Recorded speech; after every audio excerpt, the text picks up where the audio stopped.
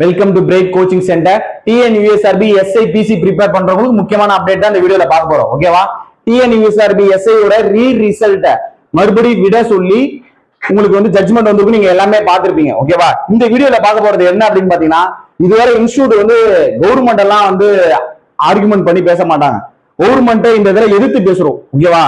என்ன தப்பு பண்ணிருக்காங்க, என்ன நடந்திருக்கு, பிளஸ் மாணவர்களுக்கு வந்து இந்த ஜட்ஜ்மெண்ட் வந்து சாட்டிஸ்பேக்ஷனா இருக்கா, படிச்சுட்டு இருக்கிறவங்க, அடுத்து படிக்க போறவங்க, ஆல்ரெடி எழுதினவங்க, மூணு பேத்துக்குமே இது சாட்டிஸ்பேக்ஷனான இதா, கரெக்டா தான் ஜட்ஜ்மெண்ட் வந்து கொடுத்துருக்காங்களா அப்படின்றது. அடுத்து ஒரு 3 கேஸ் விழ போகுது. ஓகேவா? அடுத்து திங்கக்கிழமைக்குள்ள நோட் பண்ணிக்கோங்க, திங்கக்கிழமைக்குள்ள 3 கேஸ் விழ போகுது. ஸ்டே ஆர்டர் வாங்க போறாங்க. அடுத்து என்ன கேஸ் விழ போகுது, இது எல்லாமே தான் இந்த வீடியோல பார்க்க போறோம். ஓகேவா? ஒண்ணு ஒண்ணா பார்க்கலாம். வீடியோ ஸ்கிப் பண்ணாம கடைசி வர பாருங்க.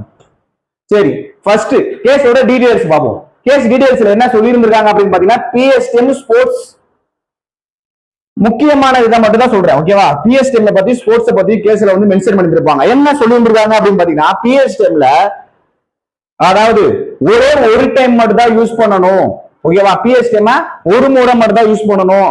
ஒரு எக்ஸாம்பிளுக்கு குரூப் 2 கான்ஸ்டபிள் ஆல்ரெடி உள்ள போயிருக்காங்க அப்படின்னா, மறுபடியும் வந்து அந்த இதுல வந்து பிசில உள்ள போகும்போது அவங்க பிஎஸ்டிஎம் காட்டிட்டு போயிருந்தாங்க அப்படின்னா, மறுபடியும் அவங்க எஸ்ஐ எழுதும் போது பிஎஸ்டிஎம் காட்டக்கூடாது.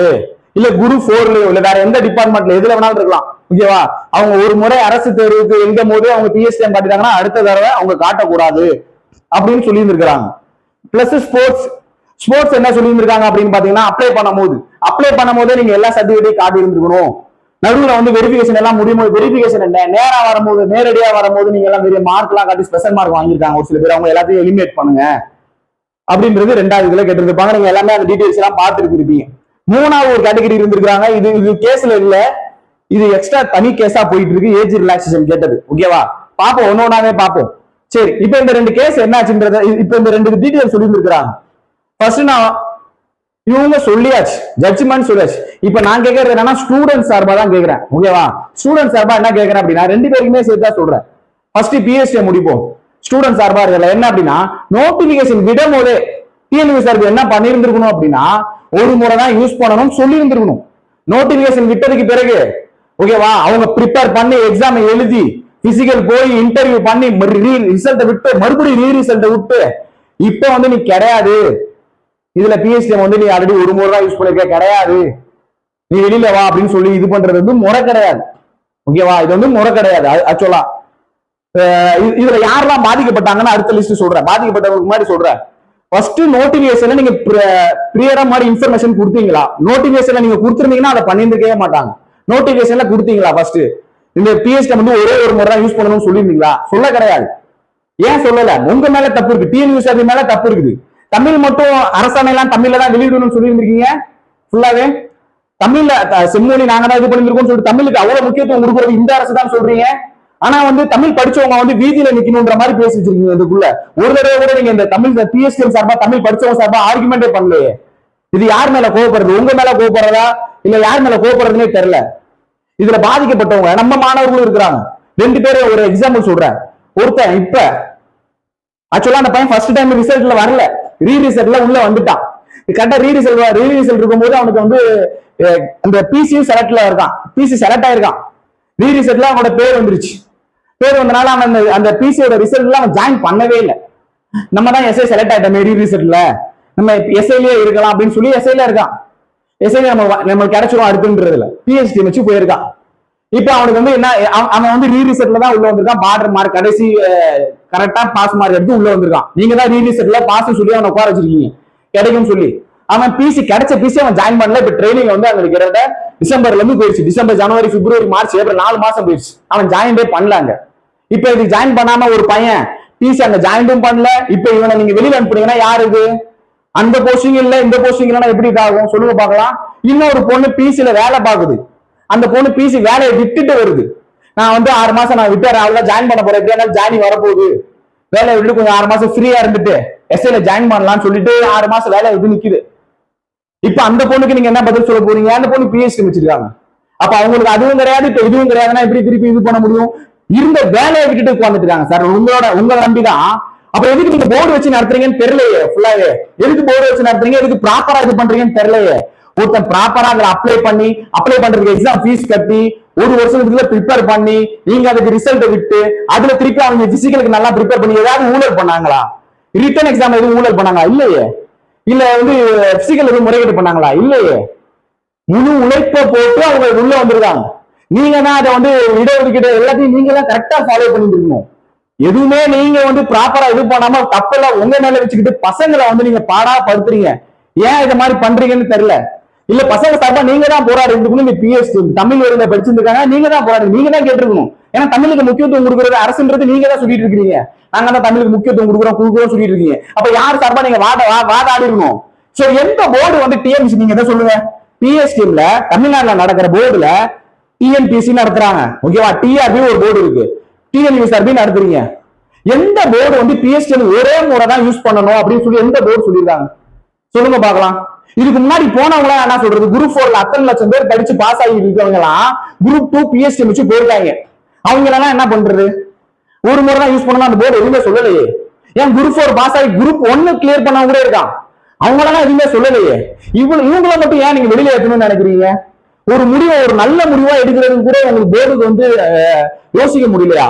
யோசிச்சு பாருங்க பாக்கலாம்.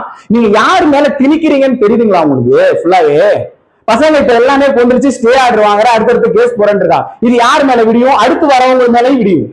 யோசிச்சு பாருங்க பாக்கலாம். அடுத்து கேஸ் போட முடியாது. அடுத்து வந்து அவங்க எக்ஸாம் இப்ப இது தள்ளி போனுச்சுன்னா அடுத்து எக்ஸாம் நடக்காது. எக்ஸாம் நடக்கிறது தள்ளி போகும். எக்ஸாம் நடக்கிறது தள்ளி போனுச்சுன்னா அடுத்து யோசிச்சு பாருங்க. வெளியில இருக்கிற அடுத்து எழுதுறதுக்கு ஒரு 3 லட்சம் பேர் 4 லட்சம் பேர் காத்துட்டு இருக்கான். அப்ளை பண்ணி முடிக்கல, இன்னும் லாஸ்ட் டேட் முடியல. 4 லட்சம் பேர் வெயிட் பண்ணிட்டு இருக்கான். செலக்ட் ஆன 700 பேர் குடும்பத்தை யோசிச்சு பாருங்க. வெளியில 41 பேர் வெளியில இருக்காங்க, உள்ள வந்துட்டான். ஓகேவா? எனக்கு 3 பேருமே தான் இருக்கு. நீங்க நல்லா யோசிங்க அப்படின்னா 3 பேருக்குமே ஃபேவரா யோசிச்சிருந்தீங்க அப்படின்னா அந்த வேக்கன்ட்ல நீங்க கடைசியா விட்டுருந்தீங்க 1300 வேக்கன்ட்ல 350 வேக்கன்ட்ல அழகா எல்லாத்துக்கும் ஃபேவரா இதுல இருந்து ஒரு 50 வேக்கன்ட் எக்ஸ்ட்ரா தூக்கி போட்டு எல்லாத்தையும் சால்வ் பண்ணிருக்கலாம். 700 பேருக்கும் சீக்கிரம் உள்ள ஜாயின் பண்ணிருப்பா, 41 பேருக்கும் உள்ள அனுப்பியிருக்கலாம். பிளஸ் இவனுக்கும் நீங்க 1350 இருந்து ஒரு 50 தூக்கிட்டீங்கன்னா இவனுக்கு சீக்கிரம் ரெக்ரூட்மெண்ட் பண்ணிருக்கலாம். இவனுக்கு டேட் எக்ஸாம் டேட் வரும்போது இவனும் படிச்சு ப்ரிப்பேர் பண்ணி எக்ஸாம் சீக்கிரம் உள்ள போலான்னு இருந்திருப்பான். இப்ப 3 பேருமே பாதிக்கப்படுறாங்க. யோசிங்க பார்க்கலாம். இப்ப ஸ்டே ஆர்டர் வாங்கி அதை அப்படியே டிலே ஆயிட்டு வந்துட்டே இருக்குன்னா இதுக்கு ப்ரிப்பேர் பண்றவனு நிக்கிறான், 700 பேரும் ஜாயின் பண்ணாம நிக்கிறான், 41 பேர் நிக்கிறான். அப்ப யார் என்னன்னு சொல்றது சொல்லுங்க பார்க்கலாம். ஒரு 50 வேகன்சி இதுல இருந்து நீங்க எடுத்து போடல, கொஞ்சம் யோசிச்சிருந்தீங்க அப்படின்னா அதுக்கு என்னென்னலாம் பண்ணணும் என்னதுன்னு கேட்டிருந்தீங்க அப்படின்னா அது தாராளமா அங்க நடந்திருக்கும். இந்த வீடியோ நல்லா ஸ்ப்ரெட் ஆகும், எங்கெங்கெல்லாம் போகுன்றது தெரியும். ஓகேவா? பசங்க மீடியாவை தேடி அலையிறாங்க, யார் என்ன பண்ணுவாங்கன்னு கேக்குறாங்க. ஃபுல்லாவே யாராவது ஒரு ஹெல்ப் பண்ண மாட்டாங்களான்னு இந்த மீடியா மூலமாவது எல்லாத்துக்கும் போய் சேர்த்துன்றதா உங்களுக்கு கண்டிப்பா சேரும். இதுவரை எனக்கு இந்த தகவலே தெரியாது, இப்பதான் இந்த வீடியோவை பார்த்து நான் வந்து தகவலை தெரிஞ்சுக்கிறேன் அப்படின்னு நீங்க நினைச்சிருந்தாலும் ஒன்றும் பிரச்சனை இல்லை. பிஎஸ்டிஎம் தமிழ் வழி படிச்ச அத்தனை மாணவர்களுக்கும் உங்களால என்ன உதவி பண்ண முடியுமோ, அரசியல் ரீதியா உங்களால என்ன உதவி பண்ண முடியுமோ அந்த உதவி பண்ணி அவங்களுக்கான தீர்ப்பை வந்து நீங்க நல்லபடியா வாங்கி கொடுங்க. அதுதான் கேட்கறது. ஓகேவா? இல்ல ஒருவேளை அரசியல் சம்பந்தமா அவங்களால நடவடிக்கை எடுக்க முடியல அப்படியாத பட்சத்துல மாணவர்கள் எல்லாமே ஒரு சைடு வந்து ஒருங்கிணைச்சிட்டு தான் இருக்கிறாங்க. எல்லாமே ஒரு குரூப்ல எல்லாம் வாட்ஸ்அப் குரூப்ல டெலிகிராம் குரூப்ல எல்லாம் ஒருங்கிணைச்சிட்டு இருக்காங்க. பிளஸ் கேஸ் போடுறதுக்குமான நடவடிக்கையை அங்க டீடைல்ஸ் எல்லாம் கலெக்ட் பண்ணிட்டு இருக்கிறாங்க. ஒரு சில மாணவர்கள் வந்து இந்த இதுல பாதிக்கப்பட்டவங்களும் சரி, இல்ல புதுசா எழுதிட்டு இருக்கிறவங்க எழுத ட்ரை பண்றவங்களும் நான் இதுல இணைகிறேன் அப்படின்றவங்களும் சரி, அவங்க கூட ஜாயின் பண்ணி தமிழை மீட் எடுக்கிறதுக்கு கொஞ்சம் ஒத்துழைங்க. ஓகேவா? ஒரு குரூப் கனெக்ட் ஆகிட்டு இருக்கு, அந்த குரூப்பை நீங்க அப்படியே ஃபாலோ பண்ணிக்கோங்க. இது சம்பந்தமா வேற ஏதாவது உங்களுக்கு சந்தேகம் இருந்தாலும் நம்ம ஆபீஸ் நம்பருக்கு நீங்க கால் பண்ணுங்க. தமிழை பழித்தவனை தாய் தடுத்தாலும் விடாதே என்று புரட்சி பாவலர் பாவேந்தர் பாரதிதாசன் சொன்னது போல் யார் தடுத்தாலும் தமிழுக்காக நிக்காதீங்க. ஓகேவா? ஏன் அப்படின்னு சொல்றேன்னா இது எல்லாருக்குமானது.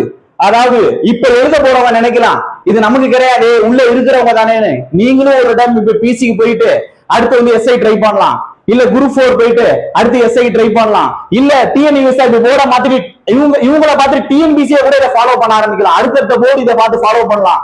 அடுத்த சந்ததியே பாதிக்கும். தமிழை இப்ப எப்படி நம்ம விட்டு கொடுத்தோம் அப்படின்னா அடுத்த சந்ததியே பாதிக்கும். ஞாபகம் வச்சுக்கோங்க. ஓகேவா?